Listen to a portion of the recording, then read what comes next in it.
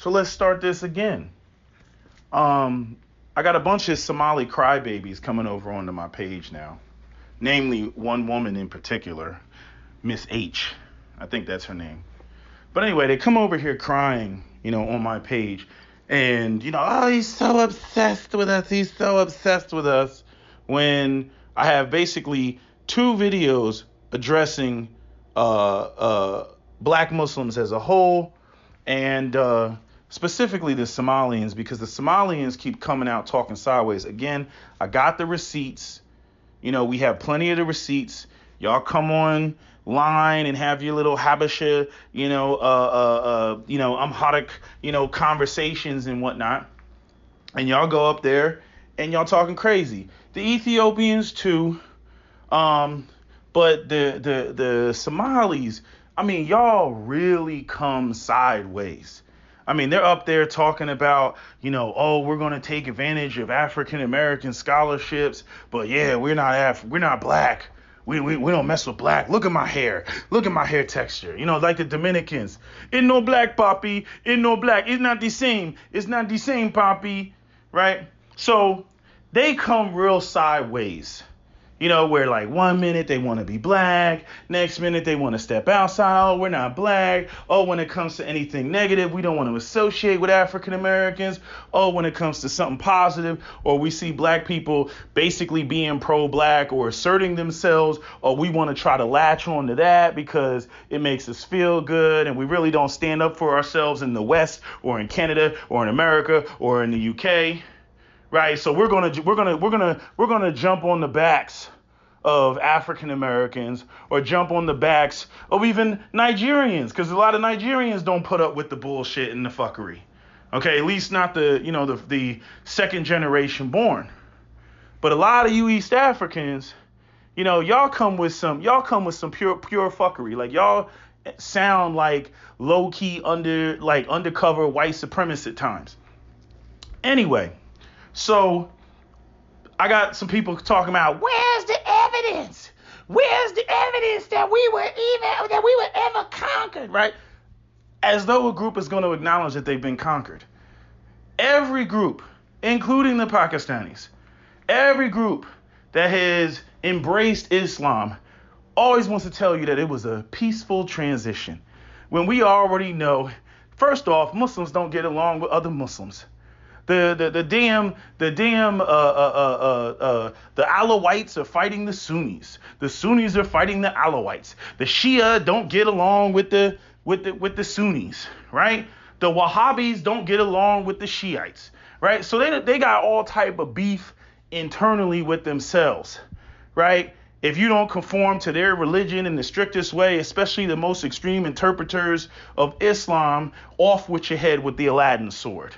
You got to pay the jizya, right? I love that word. I don't know why I do. I just love that word. You got to pay the jizya, right? So this is how they operate. And it's funny how I'll talk to a Somali and a Somali will act like, well, everybody else was conquered except for us. It was peaceful. I'm like, so you just a special Negro, right? So you the only one that the Arab Muslims didn't come in there with the Aladdin sword on top of an Arabian horse, swinging it, saying you gotta convert. So y'all just so let me get this right. So you're the original people, right? You're the original Kushite people who were just simply, just minding your business in the Horn of Africa, and then some Arabs show up.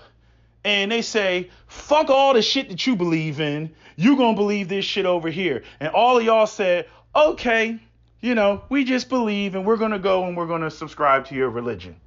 That's bullshit. If some Christians showed up in Somalia right now and said, here's the Bible, y'all wouldn't just go, oh, we're gonna go and subscribe to the Bible. You know what I'm saying? The vast majority of time when some other group shows up and imposes their culture and their language and their religion, it's a hostile takeover. Point blank, period. It's a hostile takeover. I'm so sick of Muslims everywhere. Every time any Muslim that's not Arab will always try to tell you about how it was a peaceful transition, and that they just saw some guy speaking a foreign language they couldn't even understand, and they just embraced the religion, because they recognize the spiritual buttery goodness of Allah just washed over them, and they just said fuck their culture and fuck their language and everything else, right? Even though they had to pay the jizya, right? They just said fuck all that. We're going to convert because Islam is just that good. Islam is just the shit. It's bullshit. It's bullshit. Them motherfuckers came in on horseback on some Allahu Akbar shit with the swords, said you're going to convert to this shit, otherwise we're going to lop your head off. Right? And then they lopped the first 3-4 people's heads off, and then it was like, oh shit, alhamdulillah, alhamdulillah, Allahu Akbar, inshallah, right? Then all of a sudden they said, oh shit, I ain't gonna end up like that. So they said, fuck that. But again, let the Somalis tell it. It was peaceful, right? And see, the trick is, and they talked about this. This is a documentary that they did on slavery, and they talked about it right in there, where once you became Muslim, they couldn't enslave you anymore. So when the Arabs first came to the African Horn Territory, you know what I mean? To sit there and say that they weren't plucking any slaves out of there is bullshit. But see, once everybody became Muslim, right, and once they had come in there and banged a couple of the local women, then they said, shit, fuck, what are we gonna do? We can't enslave these people because now they're Muslim. Shit, what do we do? Okay, let's just go south and make sure they don't become Muslim. We're not going to allow them to become Muslim. Let's keep the Zanj in their place. So we're going to go down. We'll just go further south. We'll go to Tanzania, right? We'll take the Zanj, and then we'll put them. We'll create Zanzibar and export them, but make sure you keep them in their lane, right? And in other words, don't start naming your pets, because then you get attached to them. Right? Don't start converting your property, because then, again, the rules of Islam will interfere with your corporate business. But if they're heathens, if they're unbelievers, you can do whatever the fuck you want to do with them. Right? So, after several hundred years, Somalia became, untouchable. Shit, we can't fuck with Somalia, so we're going to go down to Tanzania. Right? And so the Somalis will come in and say, all of that is conjecture. It's conjecture. Where's the history? As though they didn't change the history. Just like, when you want to talk about America, when we talk about these massacres that white people unfolded on black people, whether it's Tulsa, Oklahoma, Rosewood, Elaine, Arkansas, the insurrection of 1898, right? They don't want to open the books on that. They want to hide that. They want to bury that. They don't want you to know about that. Right? You go in there, you're looking at death certificates. They don't change change the names or change the cause of death and stuff like that. You know what I mean? That's what people do. But somehow, when it comes to Somali history, it's just everything's just all perfect and nothing has been touched. And it's all sacred and it's been locked away in a tomb for 10,000 years. I'm like, bullshit. So where's the evidence? Let's bust out the evidence, right? So y'all know what haplogroups are, right? So haplogroups are basically ways which they track people's ancestry, especially when you want to go back really far. Now, there's two types of haplogroups. You have the mitochondrial DNA haplogroup, which is your maternal side. That's how they track, your matrilineal lineage, as they will call it. And with the mitochondrial DNA haplogroup, that's just the women, right? So, your mom's mom and your mom's mom's mom and your mom's mom's mom, right? And that's how they track it, because mitochondrial DNA comes from the female. So you got the egg and you got the sperm. It is the female ovum that brings the mitochondrial DNA, right? You need your mitochondria. Your mitochondria are the powerhouse of the cell. That's where you get all your energy from, right? So if you have a mitochondrial defect, right, then you only get that from your mother. You can't get it from your father. You only get it from your mother. Now, the other way that they track people's ancestry is through haplogroups based on the Y chromosome. So your fathers. And so when you want to look at groups, and I'm saying if there's a genealogist in the crowd that wants to correct me, feel free and, give your sources and all that stuff. But if you want to look at groups and you want to look at this sort of unidirectional way that conquering actually happens, because let's face it, Muslims don't really let women do anything. They don't bring women with them on their conquest, right? So, they hop on their ships, they go on their little, expeditions and their, slave trading and all that stuff. That's the men doing that.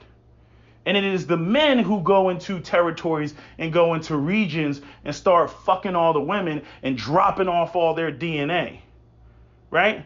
So if you have two groups of people, right, and again, the Somalis want to tell me about how equal it was, and it was just, and they mutually respected us as East African Horners, which makes us different from you Bantu Zanj people. We're better than you, right? You want to come with that crap. Again, why isn't there an equal exchange of the DNA? Because when you look at the maps that scientists have come up with, when you look at the maps of the Y chromosome haplogroups, you will see that there is more Arab DNA that came into Horner, East Africa, than did East African Horner male DNA going into Saudi Arabia. Why is that? Oh, could it be because Arabs came over and they were fucking East African women, but when it came to East African men, when it came to the African Horner men did not have access to Arab women. You see, just as today they essentially don't have access to Arab women because of colorism and Arab superiority and calling black people Abid and everything. You're lowest on the totem pole. You see this in Arab beauty products, and you see this in Arab commercials and whatnot. Nobody wants to be dark skinned. They all want to be light and fair and look like a white woman. That's what the fuck they're on. But y'all want to come and you want to act like it was just some peaceful, amicable exchange between you and Arabs as African Horners, especially the Somalians, and it wasn't. I mean, you got a territory in the north of Somalia where they speak exclusively Arabic. It's essentially a second language. But where can I go into Saudi Arabia and find a region where they speak Somali? Where can I go and find that? I can't find that. Okay? Because it was a one-way street. It wasn't an equal exchange. It was a one-way street. But y'all want to come through and you want to deny that. Go ahead. Again, you look at the Y chromosome haplogroup E, and the Y chromosome haplogroup E originates in East Africa. Namely, you can see it on the map. Somalia, right? It's all lit up and everything. But when you look and say, okay, where's this E haplogroup in Saudi Arabia? You don't see it. I'm not saying it's not there at all, but this percentage is way smaller than the other way around, where you see haplogroup, what is that? Because I don't have the computer right in front of me. Haplogroup J, which is the Arab haplogroup, where you see it all along the coast. You see it all lit up with haplogroup J, which comes from the Arabs, which comes from the paternal side of, that group. Because the men were coming into Africa and snatching up slaves and sleeping with the women and converting them to Islam. It wasn't the other way around. You all adopted Arab culture, Arab way of life. I'm not saying that you didn't keep any of what you were originally on. Hell, we can look at the freaking Nordic Scandinavians. I mean, the Romans, they went in to conquer the northern Scandinavians, in Germania. Y'all saw, what movie was that? Gladiator, right? The movie starts off, they're in Germania. And they tried to convert those people. Remember, I dated the chick from Latvia. And what happened? What did I discover in dating her? Right? They got this. They have these winter solstice, spring equinox festivals that have to do with the sun and whatnot, and the coming of the spring. And I'm like, damn, that's funny. That shit aligns right with Christmas and Easter. Isn't that a surprise? And then they wear the wreaths on their head. I'm like, oh, isn't that a surprise? And they put the candles in their window. I'm like, where did that come from? Oh, we've been doing that for thousands of years. I'm like, oh, so let me get this right. So basically Rome adopted the shit to your holidays that already existed. That way they can get you and convert you to Christianity without having to change anything to make it more acceptable for you to accept the holidays that you were already celebrating. It would be like if Islam wanted to take over the world and just totally, take over the Christians and then say, you know what, we're going to reduce Ramadan to one day and we're going to celebrate Ramadan on December 25th. And so, don't you know, all of you are Muslim. Surprise, surprise. Yes. And then just made it a cultural thing. And that's essentially what the Roman Catholic Church did, with, all the Scandinavian populations. There's nothing Middle Eastern about Santa Claus. There's nothing Middle Eastern about wreaths. There's nothing Middle Eastern about evergreen Christmas trees. There's nothing Middle Eastern about wreaths on the door. There's nothing Middle Eastern about what else? There's one more thing that they do. That they do in Scandinavia. I can't think of what it is. But all these things, they're not Middle Eastern. There's nothing Middle Eastern about it. You know what I mean? Now all of a sudden Christmas is Santa Claus and gifts and, snow on the ground and, I'm dreaming of a white Christmas. The irony is the people that sang most of the Christmas songs that you love so much were Jewish. Those are Jewish composers that came up with the song. Go ahead and listen to the song Dreaming of a White Christmas. It's a Jewish guy. So, people come online and they talk all this dumb shit. They don't know what they're talking about. You know what I mean? They want to be able to, this is what's so funny. They infer everything else in the world. They're like, well, that makes sense. Look at human behavior. Look at what people do. That makes sense. Right? You talk about anything else. You talk about their asses being conquered. You talk about the way that they received religion. And man, they go ballistic. Now, all of a sudden, the natural behavior of a group of people who we've seen how they behave, which are the Arab Muslims, right? We see how they behave. We see how they operate. We see the superiority complexes. Other people are calling it out online. And somehow they want to come up and they want to act like, oh, us Somalis, we get the utmost respect from the Arab world, right? Meanwhile, I go and I can easily pull up the video clips. I can easily pull up, the receipts on ways in which Black Arabs are disrespected. I mean, you see this even with what happened in Libya or the way that Black people are treated in Morocco. You know what I'm saying? Just because you're Muslim, and again, not enough Somalis even want to call it out because they're like self-hating African Americans who so desperately want to be accepted by white people. And again, the Arabs and Europeans are nothing more than the right and left arm of the system of white supremacy. They just have a different cultural orientation. But you best believe that they think that they're superior to basically people who aren't them. And this doesn't just apply to East Africans. This also applies to Southeast Asians. Hell, they rag on them about being too dark and not being fair skinned and having, funny accents and shit like that. I'm like, at least shit. I mean, not only does he speak Urdu, but he also memorized the Quran in Arabic. Give the man some props. But no, listen to the way that he recites it. It's funny. Ha ha ha ha. Let's laugh about it. They're fucked up. And see, a lot of people, they don't like to call out Arab supremacy. They just want to call out white supremacy, but they don't want to call out Arab supremacy. And a lot of people forget that. And so, again, like I've said, Christianity did not bring anything to Africa that benefited the African. Islam did not bring anything to Africa that benefited the African. All they did is come through and take take. And they use religion as a political tool to conquer your ass. So now you got groups like Boko Haram and Al-Shabaab running around screaming Allahu Akbar, terrorizing their own goddamn people for their own political selfish end, which is really all about power. They're just using Islam as a political tool in order to, facilitate and justify, their role in the region. You see.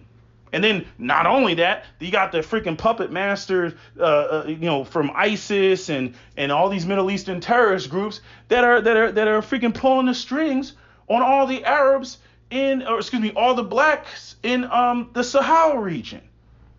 And they don't get that. You see? It's used as a political tool. I mean, Gaddafi even pulled that bullshit in Senegal. They asked the president of Senegal at the time, I forget which president it was, he asked Gaddafi to build him like a sewage system or something. And Gaddafi was like, nah, I'm not going to do that, but I'll build you a mosque. I'll build you one of those. But infrastructure? Oh, hell no. We ain't going to build that, but I'll build you a mosque. And Gaddafi is a weird character because Gaddafi, in one breath, he's the only one that apologized to the way that black people have been treated by Arabs in front of the Arab League. So you can't forget that. But again, some people would argue it's just lip service. I'm just saying, Gaddafi's a weird individual. And then he had a thing for Condoleezza Rice and, wanted to get with her. He was on some other shit. But I'm just saying, religion has been used as a political tool by both the Arab and both the European. And you have black people who don't want to get that. And I'm saying, people will say, because I address Christianity all the time, right? And the Nigerians, they get in their feelings, other black people get in their feelings and everything. But truth be told, it should be Islam that I'm addressing. Because the reality is that Africa is actually 45, is it 45% Muslim? I think it's 45% Muslim and 40% Christian. And then you got all the other indigenous religions in between. But it's majority, if you want to talk about the two Abrahamic religions, Africa as a continent is majority Muslim as a continent. So, these things will, as time goes on, it will become an issue. It will become an issue of division. It's like you have, I've already talked about the fact that Africa is too diverse. First off, the whole continent is oriented vertically, so you have different climate zones, and people who are from different climate zones tend not to share the same culture. They don't eat the same food. Like, you're not going to have somebody who lives in the Sahel who eats the same food as somebody who lives in the Congo. That's not going to happen. So not only do you have a difference in what you eat and possibly, what you trade, but you also have a difference in, your culture. You're going to have a difference. You already have differences in languages. Then you have the fact that the British went up in there and they busted it up, and the Germans and, who else? Portuguese, and the Italians and the French, they went in there and busted it all up, right? And drew lines wherever. Forget ethnic, what ethnic groups are there. That's why Ethiopia has the problems that it has now. That's why Nigeria has the problems that it has now. Right, because he took a bunch of ethnic groups and put them in there. I mean, technically speaking, Ethiopia should give the whole eastern half of the country to Somalia because it's majority Somalians over there. Right, but that's not going to happen. They had a whole big war based on that. Then you got the what is it called? The Tigray region in northern Ethiopia. They want to have their own region. The Eritreans, they won and got their own region and whatnot. So it's a hot mess, all because the Europeans came in there and drew crooked lines. They did the same thing with India and Pakistan, drew lines, like whatever. And then 1947, there was a whole bunch of clashes in India and they're still fighting over that region, that Kashmir region in the Hindu Kush, right? They're still fighting over that region. But what was I going to say? There was one more thing that I was going to say. I'm just saying, you can see that it's a one-way street. Okay, the men came over, they smashed out the women. The women, did not. The black men, the Horner East African men They weren't going into Arabia and getting with the women. There was a wealth disparity. It's the same. In other words, it's no different than what goes on right now. What you'll see in Canada. You'll have some Somalians in Canada criminalized. You know what I mean? Good luck on them trying to get a white girl. If they want to go off and they want to smash out and they want to get a white girl. Y'all lucky y'all women are quote unquote loyal to y'all and whatnot because of religion and language and culture and food and everything else like that. They sticking around because of that shit.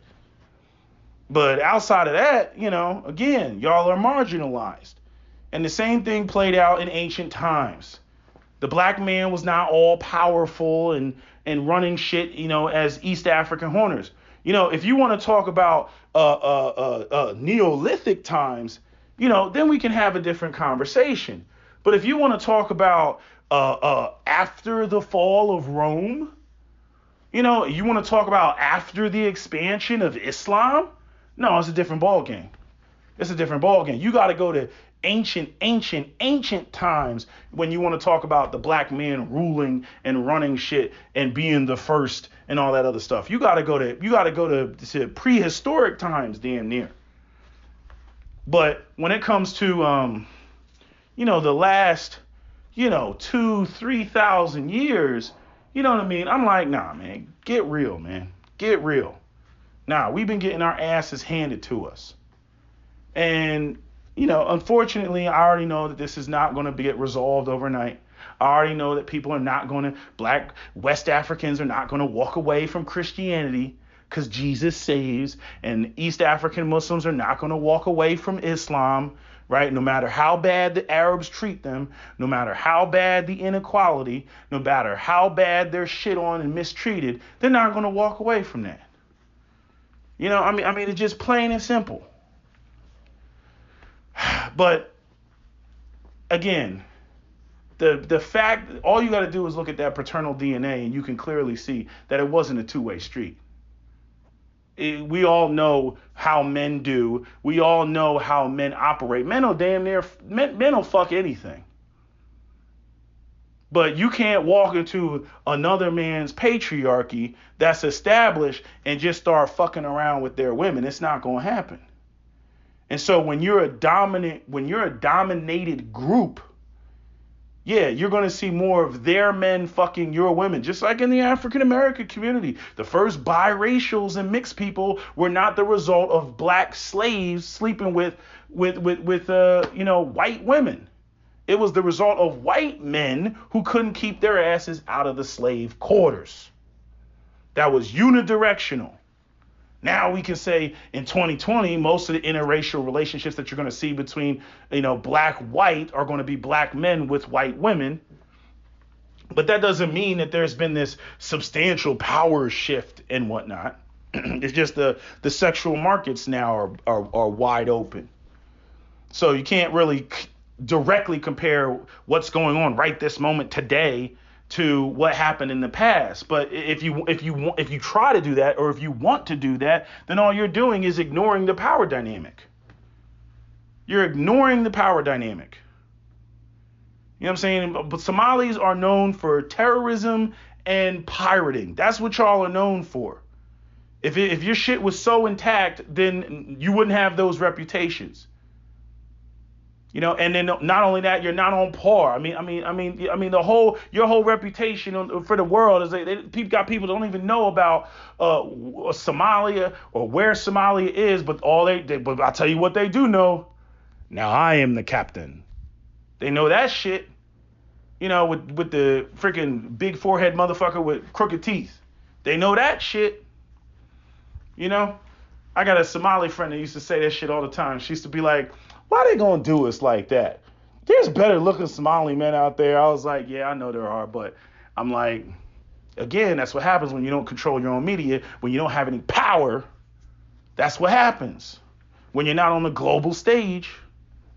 But anyway, I'm dragging this video out. I just wanted to make several points here because I'm sick and tired of the Somalians coming through talking the shit that they talk. Y'all got a lot of problems, just like we got a lot of problems. Your men are failing. Your men, especially in the UK and in the Canada, you know, they're a part of criminal organizations and whatnot, and gang banging and all that shit, and getting caught and arrested. The girls are going to school and getting an education. What y'all doing? You know what I mean? So y'all come on and you try to come with the superiority complex, or then you try to put the shit on us. Oh, well, see, that's because we adopted African American culture. That's why we're on your bullshit, because we adopted. That's why my parents sent me back to Somalia. You know, all that crap. If you didn't know that, a lot of the parents in the UK, the kids get in trouble. You know what they do? They send their kids back to Somalia. You know. And then they're back in Somalia acting like they're better than the Somalians that grew up there, because they're like, well, you know, I'm westernized, so I'm hip and I'm cool. It's fucking stupid shit. But anyway, that's all I gotta say. That's let me think. Is there anything else? I think that's it. Anyway, that's my video. SWP out.